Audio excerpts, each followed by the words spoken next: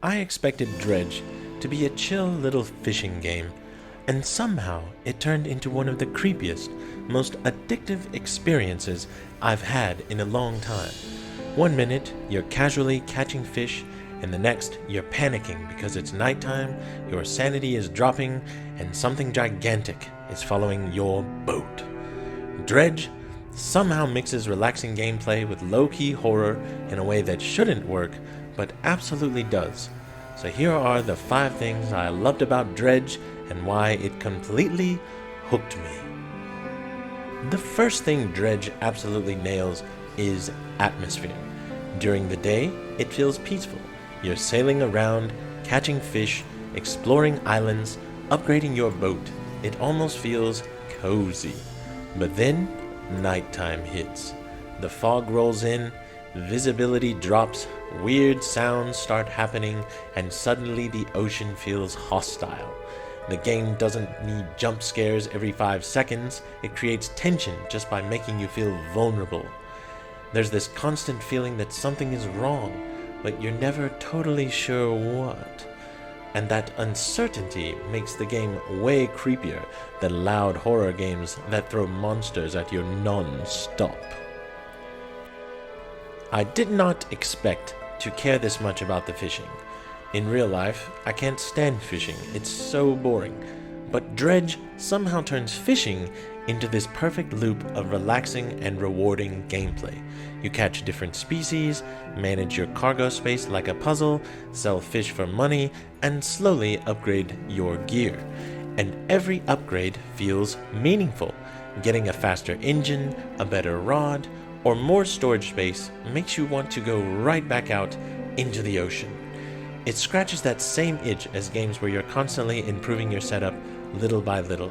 You always feel like you're one trip away from making your boat just a little bit better. And it's addictive. One thing I really appreciated about Dredge is that it doesn't scream horror at you. The game trusts the player. Instead of non-stop jump scares, it slowly messes with your head. You stay out too late, your sanity starts dropping, and suddenly weird things begin happening. Maybe you start seeing rocks where there weren't rocks before. Maybe lights appear in the distance. Maybe something massive moves underneath the water. And because the game doesn't explain everything immediately, your imagination does a lot of the work. That subtle horror style works incredibly well because it feels unpredictable. You're never fully comfortable, even during the quiet moments. The world of Dredge feels like there's always something hidden beneath the surface. Every island has its own vibe, its own strange people, and its own secrets. You meet characters who clearly know more than they're telling you. You find strange relics. You read unsettling descriptions of fish that feel just slightly wrong or very wrong. And the game keeps feeding you little mysteries without over-explaining them. That's important because mystery is way more powerful when the player gets to connect the dots. It made me want to keep exploring just to see what weird thing I'd find next. The aberrated fish being my favorite part. One thing I respect about Dredge is that it does not overstay its welcome. A lot of games drag things out way too long. Dredge gives you just enough time to get invested, explore the world, upgrade your boat, and experience the mystery, and then wraps everything up.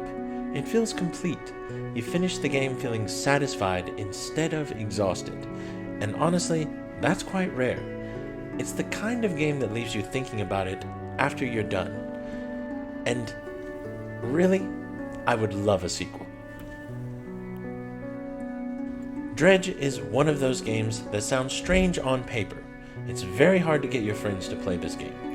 A fishing horror game, but somehow it just works perfectly. It's relaxing, creepy, addictive, and surprisingly memorable. If you've played Dredge, let me know what your favorite part was. And if you haven't played it yet, this might be one of the most unique indie games worth checking out. Thanks for watching, everyone, and I'll see you on the next one. Adios.